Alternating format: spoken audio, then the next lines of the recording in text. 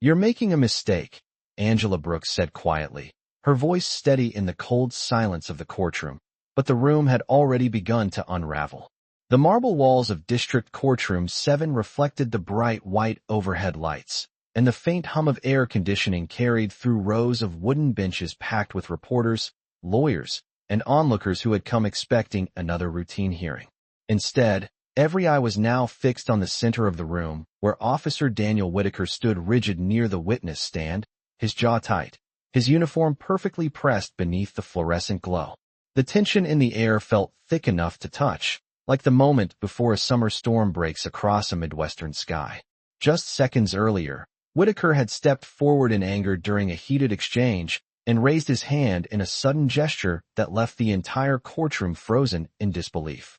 The sound that followed echoed sharply across the polished wood and marble, and now no one seemed to remember how to breathe. Cameras from local news stations pointed forward, their small red recording lights blinking steadily, capturing every second as the room struggled to process what had just happened.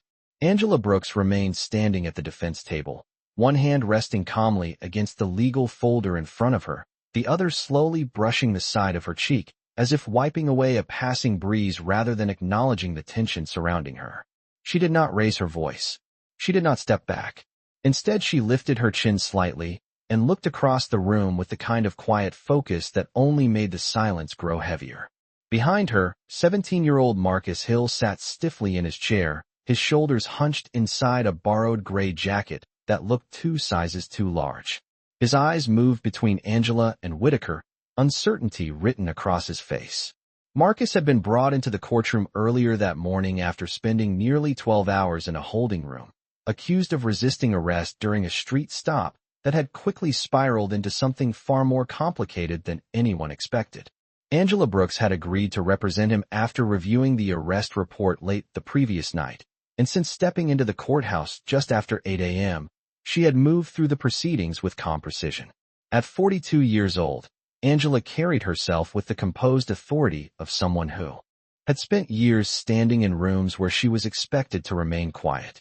The daughter of a steelworker from Detroit, she had built her career advocating for people whose voices were often ignored, eventually earning a seat in Parliament and becoming known nationwide for her steady defense of civil rights.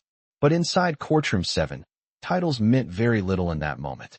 Judge Harold Whitmore sat behind the elevated bench, his hand resting on the wooden gavel as if unsure whether striking it would restore order or make the moment more real. A thin shaft of morning sunlight pushed through the tall courthouse windows to the left of the room, stretching across the polished floor until it reached the edge of Angela's shoes. Dust particles drifted slowly in the beam of light, moving lazily through the air as though time itself had paused to watch what would happen next. Whitaker's breathing grew heavier, the rigid posture of a man who realized too late that the room had turned against him. A few reporters leaned closer to their microphones, whispering quick updates to producers waiting in news vans parked outside on Jefferson Avenue. Somewhere in the back row a chair creaked softly as someone shifted their weight. Still Angela Brooks did not move. She simply stood there, eyes steady, shoulders square, the faint red mark on her cheek fading under the courthouse lights as if it were nothing more than a passing shadow. For several long seconds the courtroom remained suspended in silence, a silence that carried the weight of every camera lens, every witness, every quiet breath in the room. Then Officer Whitaker took one more step forward, his frustration rising again, unaware that the next moment would change everything anyone thought they understood about the woman standing in front of him. Whitaker stopped a few feet from the defense table, his boots planted firmly on the polished courtroom floor as if he believed the weight of his badge still controlled the room. Yet something subtle had shifted. The silence no longer belonged to him. Angela Brooks could feel it in the air, in the way the reporters had leaned forward, in the way even the courthouse clock seemed louder than usual as its second hand clicked steadily toward the next minute. She lowered her hand from her cheek and rested both palms lightly on the edge of the table, her posture calm and balanced. The faint mark on her face had already begun to fade under the bright ceiling lights, but the moment itself had not faded from anyone's mind. Across the room, Judge Harold Whitmore cleared his throat, a restrained sound meant to pull the proceedings back under control. For more than 30 years on the bench, he had presided over countless hearings, arguments, and tense exchanges. Yet the scene unfolding in front of him was unlike anything he had expected when he entered the courtroom that morning at 9 o'clock sharp. He looked from Whitaker to Angela, and then briefly toward the back row where the press continued recording every second. The courtroom doors remained closed, but the quiet hallway outside carried faint footsteps of courthouse staff who had likely already heard whispers that something unusual was happening inside courtroom 7. Angela turned slightly, glancing back toward Marcus Hill. The boy still sat rigidly in his chair, his fingers gripping the edge of the seat as if the courtroom itself might suddenly tilt beneath him. He had spent most of the morning speaking only when asked direct questions, his voice barely rising above a whisper each time he answered. Now his eyes searched Angela's face for reassurance. She gave him a small nod, the kind of simple gesture that told him everything he needed to know without a single word being spoken. Stay calm. Stay steady. The message was clear. Marcus exhaled slowly and straightened a little in his chair, as though the quiet confidence in Angela's posture had reached him across the few feet of space between them. Meanwhile, Officer Whitaker seemed to grow more unsettled by the calm that surrounded her. His shoulders lifted and fell with heavier breaths, and he glanced briefly toward the judge as if expecting immediate discipline to fall upon the defense table. Yet the judge had not moved his gavel. The reporters had not turned off their cameras. The attorneys seated along the side benches had not spoken. Instead, the entire room watched Angela Brooks. Whitaker shifted his weight and took another step closer, the tension in his expression tightening as though he could not understand why the moment had not ended the way he imagined it would. His voice began to rise again, carrying the frustration of someone accustomed to being obeyed without question. Yet Angela remained composed, her eyes steady and focused not on anger but on clarity. She had spent years standing in rooms exactly like this one, rooms where the loudest voice often expected to win simply by speaking first. But Angela Brooks had learned long ago that true authority rarely arrived with raised volume. It arrived through patience, through stillness, through the quiet confidence of someone who understood exactly where the line between power and responsibility truly lay. Outside the tall courthouse windows, the late morning sun had climbed higher above the city skyline, and its bright light now filled the room with a warmer glow than before. Dust continued to drift slowly through the air, floating through the beam of sunlight that stretched across the floor. The courtroom felt suspended in a strange balance between tension and anticipation. Whitaker did not yet realize it, but the calm woman standing before him carried more experience than anyone in the room suspected. And within the next few moments, that quiet truth would begin to reveal itself. Whitaker's frustration finally spilled into words. His voice rose through the courtroom, sharp and defensive, echoing against the marble walls as if he believed volume alone could reclaim control of the moment. He pointed toward the defense table and began speaking quickly, explaining his version of the arrest from the previous night, describing Marcus Hill as uncooperative and suspicious, insisting that everything he had done on that street corner had followed department procedure. The explanation sounded rehearsed, the kind of statement an officer might give during a press briefing, but inside courtroom 7 the effect was different. No one interrupted him, yet the room did not lean in to believe him either. Instead, the air carried a quiet tension, the kind that forms when people sense that a story is incomplete. Angela Brooks listened without reacting. Her eyes remained steady, her posture composed, as though she had already heard every version of the explanation before stepping into the courthouse that morning.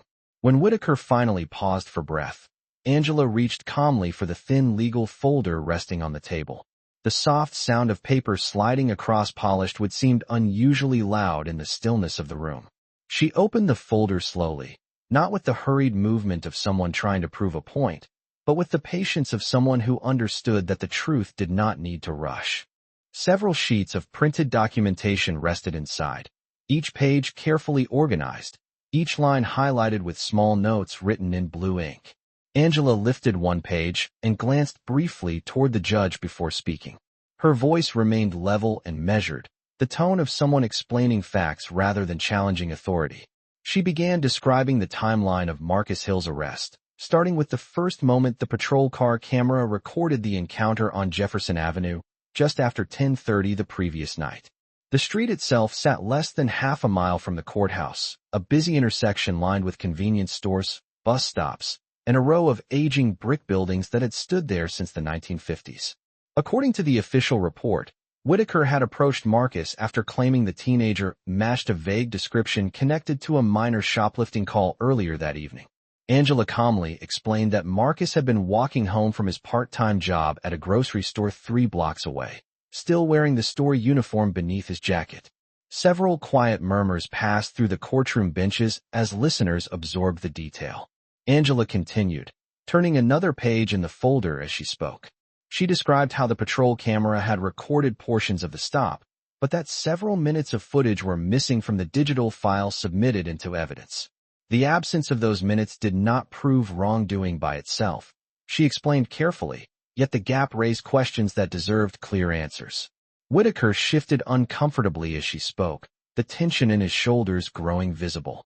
Across the room, Judge Whitmore leaned forward slightly, his attention sharpening.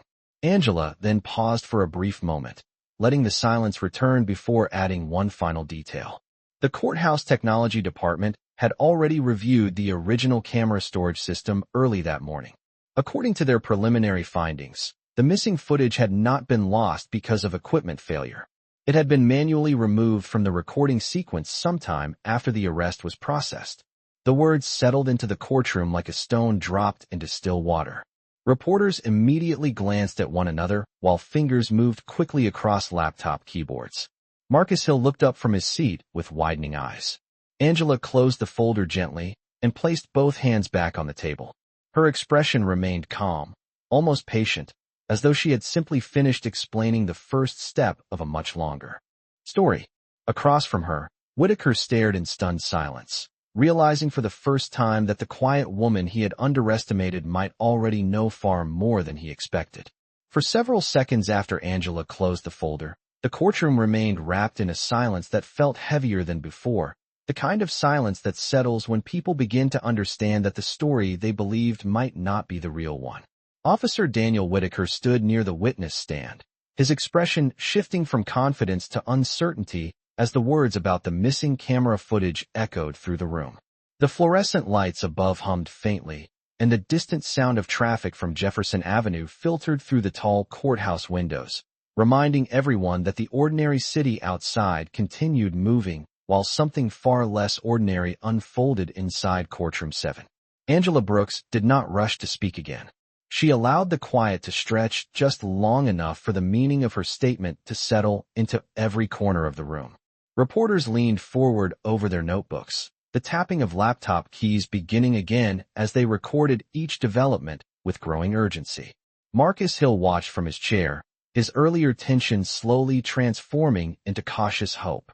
For the first time since the hearing began, his shoulders relaxed slightly as he realized that the calm woman standing at the defense table had anticipated every step of the morning long before the courtroom doors opened. Judge Harold Whitmore adjusted his glasses and studied the documents resting in front of him.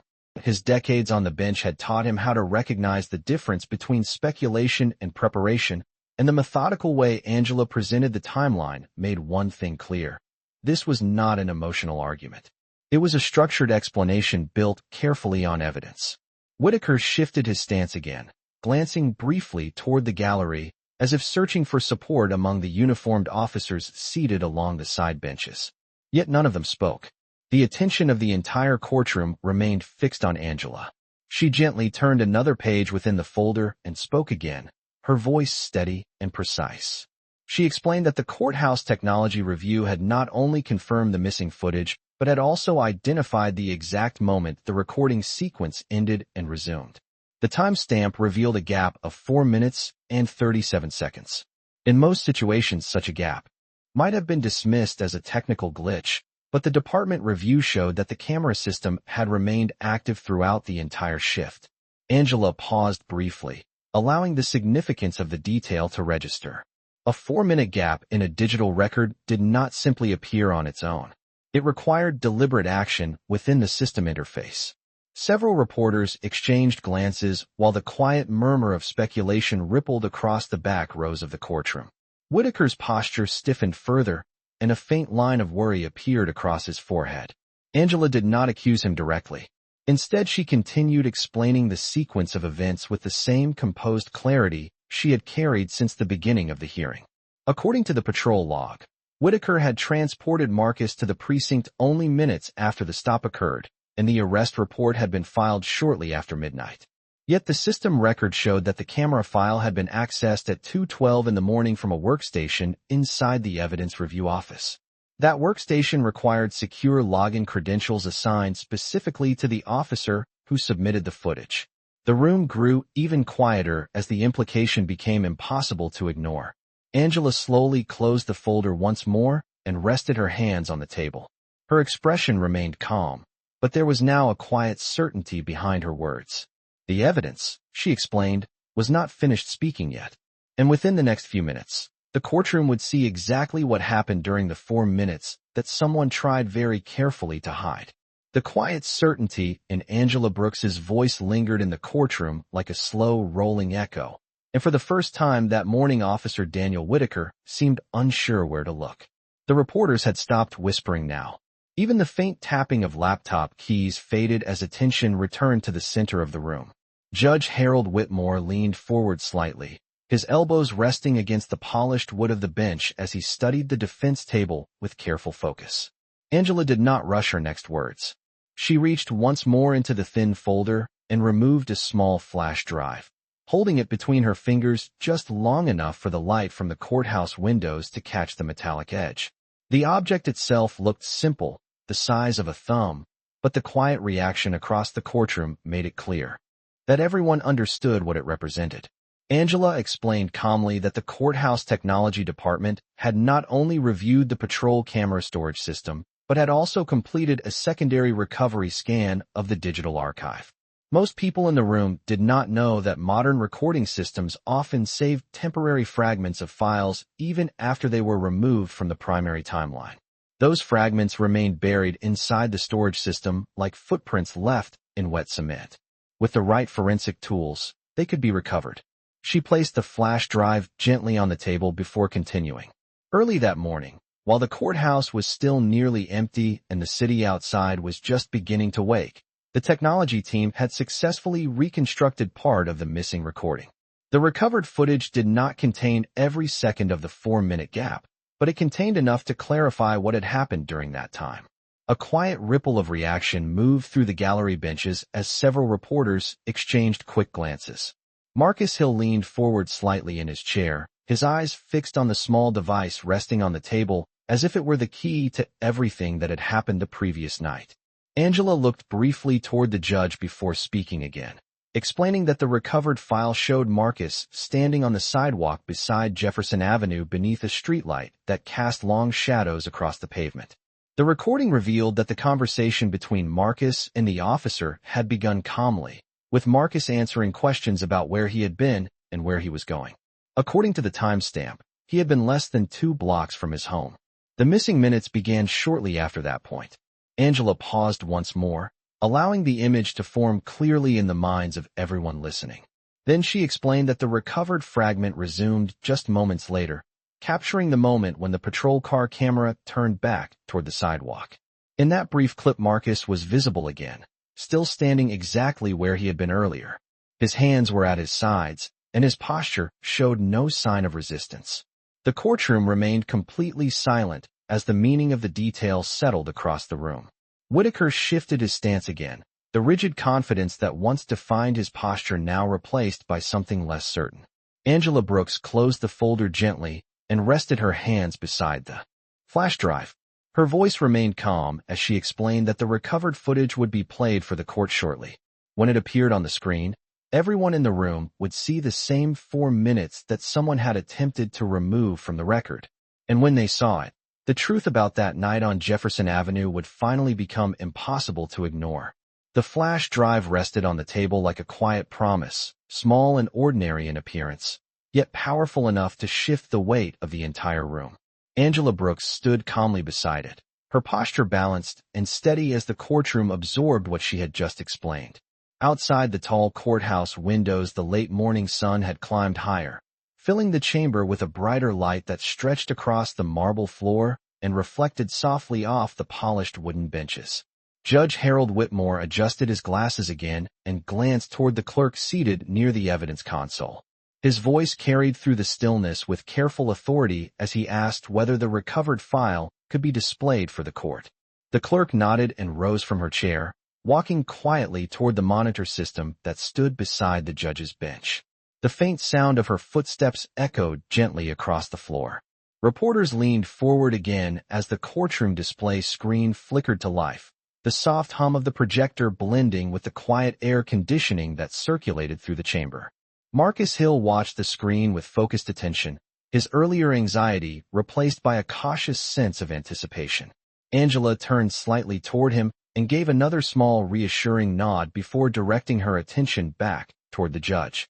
Officer Daniel Whitaker remained near the witness stand, his rigid stance now marked by a subtle tension in his shoulders.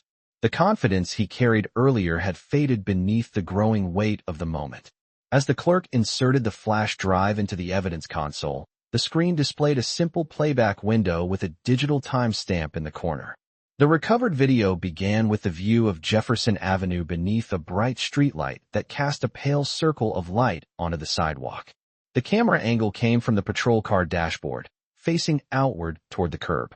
Several parked vehicles lined the street, and a city bus passed slowly through the background as its headlights swept across the pavement. In the center of the frame, Marcus Hill stood calmly near the curb, his grocery store uniform visible beneath his jacket. His hands remained at his sides, his posture relaxed as he answered questions that could not be heard clearly through the muted recording. The court watched silently as the seconds passed on the screen. Angela did not interrupt the playback. She allowed the video to speak in its own quiet language. The recovered fragment then moved forward to the moment where the original recording had resumed. Marcus was still standing in the same position, the streetlight above him casting the same steady glow. Nothing about his posture suggested resistance or fear. Instead, he appeared composed, waiting patiently as the conversation continued. The clip lasted less than 30 seconds before the file ended, but the impact on the courtroom was unmistakable. The silence that followed felt different from the earlier tension. It carried the quiet clarity that appears when uncertainty begins to disappear. Judge Whitmore watched the final frame for a long moment before nodding slowly. Several reporters resumed typing, their keyboards producing a soft ripple of sound across the gallery benches. Angela Brooks stepped forward slightly, her voice calm as she explained that the recovered footage might be brief, yet it revealed an important truth. The young man sitting behind her had remained cooperative throughout the encounter. The missing minutes had not contained the behavior described in the original report. And because those minutes had been removed, the court now faced a question far larger than a routine arrest. It faced the question of why someone believed those moments needed to disappear. The final frame of the recovered video remained frozen on the courtroom screen, the image of Jefferson Avenue glowing softly beneath the streetlight, as if the quiet sidewalk itself had become a witness. For several long seconds no one in courtroom 7 spoke. The silence carried a different weight now, one that no longer belonged to confusion, but to realization. Judge Harold Whitmore slowly leaned back in his chair, his hands folded together as he studied the image before him. Decades of courtroom experience had taught him that sometimes the smallest pieces of evidence could change the direction of an entire case. This short fragment of video, barely half a minute long, had already begun to do exactly that. Angela Brooks stood beside the defense table with the same calm presence she had carried since the beginning of the hearing. The soft light from the courthouse windows reflected faintly along the polished surface of the table as she rested one hand near the folder that held the recovered file. She allowed the moment to settle without rushing to speak, understanding that silence often revealed more truth than argument. Across the room, Officer Daniel Whitaker remained standing near the witness stand, though his posture no longer carried the rigid authority it had earlier in the morning. His shoulders had lowered slightly, and the confident certainty that once filled his expression had faded into something less defined. Reporters resumed typing quietly as the significance of the video spread through the gallery benches. Marcus Hill watched the screen for a moment longer before shifting his attention toward Angela. For the first time since the hearing began, his face showed a small trace of relief, as if the steady clarity of the evidence had lifted a weight he had carried since the previous night. Angela finally stepped forward half a pace and addressed the court once more. Her voice remained composed and even, the tone of someone presenting facts rather than emotion. She explained that the recovered footage showed Marcus standing calmly during the missing moments, which directly contradicted the claim that he had behaved aggressively during the stop. Yet the video revealed something else as well. The streetlight above the sidewalk had illuminated not only Marcus, but also the patrol car itself. In the reflection on the car door, another small detail appeared within the frame. Angela directed the court's attention to the edge of the image where the reflection briefly captured Whitaker moving toward the dashboard camera. The movement lasted only a second, yet it occurred at the exact point where the original recording sequence had stopped. A quiet murmur moved across the courtroom as the realization began to spread. Angela did not raise her voice or accuse anyone directly. Instead, she explained that the reflection suggested the camera had been manually adjusted during the encounter. The recovered file did not show the entire action clearly, but the timing of the movement aligned precisely with the missing 4 minutes of footage. Judge Whitmore leaned forward again, his expression thoughtful as he looked from the frozen frame to Whitaker. The courtroom remained silent, waiting for a response that did not come immediately. Angela closed the folder gently and rested both hands on the table. The calm steadiness in her posture made one thing unmistakably clear. The case was no longer built on assumptions. The evidence had begun to speak for itself, and the truth hidden inside those missing minutes was now slowly coming into the light. The frozen image on the courtroom screen continued to glow softly beneath the projector light, the reflection on the patrol car door now impossible to ignore. For a long moment no one moved. The quiet inside courtroom 7 carried a kind of gravity that made every small sound sharper, from the faint hum of the ceiling lights to the distant echo of a closing door somewhere in the courthouse hallway. Judge Harold Whitmore studied the screen carefully before shifting his attention back toward the center of the room. His voice, when he finally spoke, was calm but firm as he asked Officer Daniel Whitaker whether he wished to respond to the evidence that had just been presented. Whitaker remained still for a second, his eyes fixed on the screen as if the reflection might somehow disappear if he looked long enough. The earlier confidence that once defined his posture had faded completely now, replaced by the quiet tension of someone realizing that the room no longer stood on his side. Across the courtroom gallery, several reporters leaned closer to their microphones, waiting for whatever answer might come next. Marcus Hill watched the exchange from behind the defense table, his breathing slow and controlled as he looked between the judge, the officer, and Angela Brooks. Angela herself remained composed, her hands resting lightly on the table as she allowed the court to guide the moment forward. Whitaker eventually cleared his throat and began speaking, though his voice carried less authority than before. He explained that the camera system in older patrol vehicles could sometimes behave unpredictably and suggested that the missing footage might have been the result of a technical interruption rather than intentional removal. The explanation drifted through the room with little strength behind it. Angela listened patiently before responding. She did not challenge him with raised volume or emotion. Instead, she returned to the evidence. She explained that the courthouse technology team had already reviewed the patrol vehicle model used during the stop and confirmed that the recording system in that model did not erase segments automatically once the file had been saved. Any change to the timeline required manual access through the system interface. As she spoke, the quiet confidence in her tone carried across the room. She then turned slightly toward the display screen and asked the clerk to pause on the frame that showed the reflection on the car door. The image enlarged slightly as the clerk adjusted the projection. In the brightened frame, the reflection became clearer. A figure stood beside the patrol car, its outline visible in the polished metal surface. The position of the hand near the dashboard camera matched the moment when the recording sequence ended. Angela allowed the court to observe the image for several seconds before speaking again. She explained that this reflection aligned precisely with the system log that recorded a manual interruption of the video feed. The room remained completely silent as the meaning settled in. Judge Whitmore leaned forward once more and looked directly at Whitaker, his expression thoughtful but serious. He explained that the evidence now raised significant questions about the accuracy of the arrest report and the integrity of the submitted footage.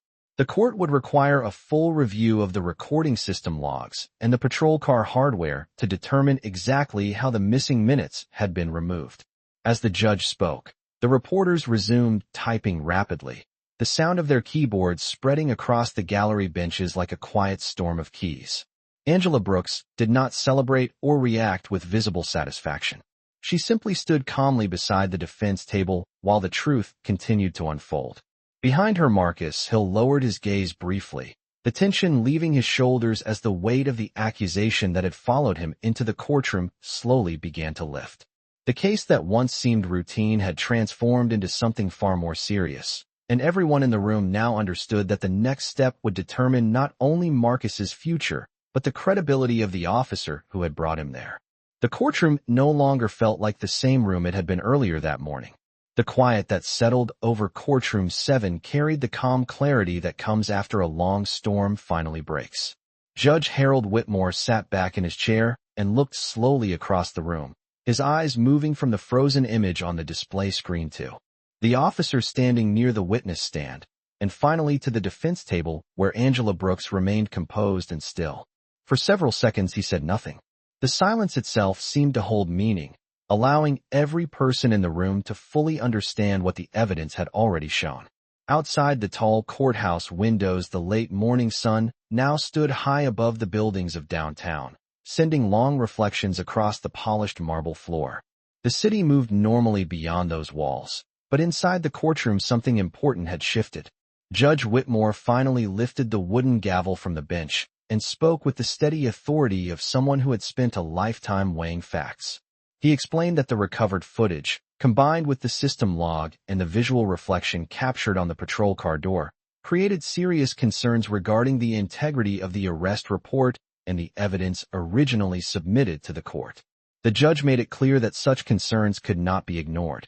He ordered that the charge against Marcus Hill be immediately suspended pending a full review of the patrol recording system and the circumstances surrounding the missing footage. The words carried across the courtroom with quiet finality. Marcus Hill lowered his head for a moment, exhaling slowly as the tension he had carried since the previous night finally began to release. The young man who had entered the courtroom hours earlier with uncertainty in his eyes now sat with the cautious relief of someone who understood that the truth had finally been given a voice. Angela Brooks did not celebrate or react dramatically. Instead, she simply placed one hand gently on Marcus's shoulder, a small gesture that carried more reassurance than any speech. Across the room, Officer Daniel Whitaker remained silent. The confident posture that once defined him had softened into something far more uncertain. Reporters continued typing rapidly as the significance of the judge's decision spread across their notes and news feeds. The story that began as a routine court hearing had transformed into something far more revealing about the power of evidence and accountability. Judge Whitmore then turned his attention back toward Angela Brooks. His voice carried a quieter tone as he acknowledged the careful work that had brought the missing footage to light. Angela nodded respectfully, but said nothing in return. She did not need recognition. The evidence itself had already spoken clearly. Slowly, the judge lowered the gavel and struck it once against the bench, the sound echoing through the chamber like a final punctuation mark on the morning's events. The hearing was adjourned. People began to stand from the gallery benches, the soft shuffle of movement filling the room again as reporters gathered their equipment and courthouse staff moved toward the doors. Marcus Hill rose from his seat beside Angela, looking once more at the display screen where the image of the quiet sidewalk on Jefferson Avenue still remained frozen beneath the streetlight. A simple moment captured on a small camera had changed everything. Angela closed the folder containing the recovered file and walked calmly toward the exit beside Marcus. As the heavy wooden doors of courtroom 7 opened and the bright hallway light poured inside, one truth remained clear. In a room where power once tried to speak the loudest, it had been patience, preparation, and quiet integrity that ultimately carried the greatest weight.